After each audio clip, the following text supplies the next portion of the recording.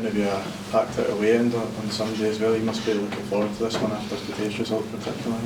I think we're always looking forward to it. I think we spoke about these run of fixtures, a couple of tough away games, Dundee United, Motherwell, Hibs, before we play the last 3 home games in a row. So I think it's important that we take the confidence for today's result. I think it's going to be a totally different type of game.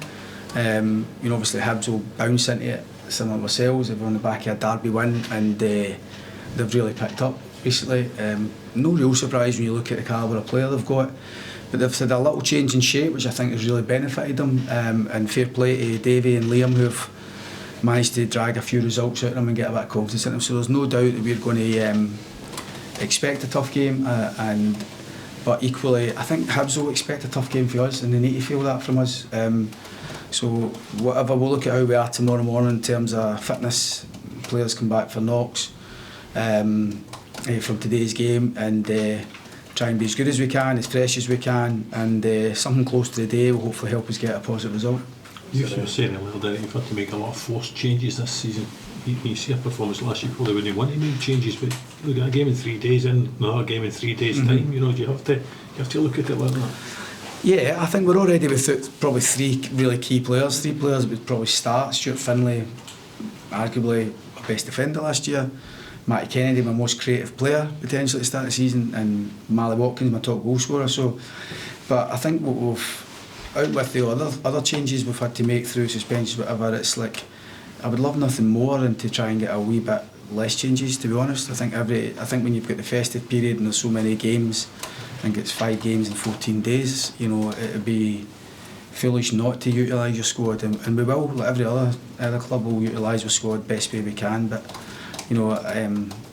obviously players, I write a team sheet out, but the players actually pick themselves a lot of the time, and when they play well and play at such a good level as we did today, then you don't want to be making too many changes. But we'll see how we're fixed tomorrow. Just going back to Hibs, how close is McInnes to forcing a start? Aye, I think he is. It's a question we've asked to him and asked to the medical team, and no, I think he is. I think he's certainly not got 90 minutes in him. I think that would be a bit far-fetched, a bit of a stretch, but I think he would certainly get 45 an hour in him, I would imagine. And it's great to have that before the January window opens. It feels as if you're getting a signing in through the door. Obviously any team in this league is going to miss a player of Matty Kennedy's quality, but Fraser Murray has really stepped up to the mark, hasn't he? Yeah, and something, it's credit to him because he's been such a supportive teammate. He was a huge player for us, won the Player of the Year when I first came in, and helped us win the championship. He never quite maybe reached the level in that first year, but listen, it wasn't a team or a season really to show a real attacking threat. It was all hands to the pump just to stay in the league. And then obviously Matty was really prominent for us. I actually think Fraser can play in a couple of positions. So I think even when Matty comes back, I think it's not to say it's one or the other, But I think for him, I think it's testament to him that he's been trains at a level all the time, never lets his head go down. He catches his eye every day in training. I probably should have utilised him more in terms of bringing him off the bench more and stuff and keep him. But he's been absolutely terrific. I think he gives us brilliant industry, he gives us brilliant speed and brilliant creativity, and his set play delivery is second to none as well. So good on Fraser. He's such a popular boy in the dressing room, and it's good to see him take a wee kind of moment in the sun a wee bit. It's like he's been a very supportive squad player, teammate, but he's been brilliant and really been pivotal in the last few games. Is there any sort of update on Matty or Marley?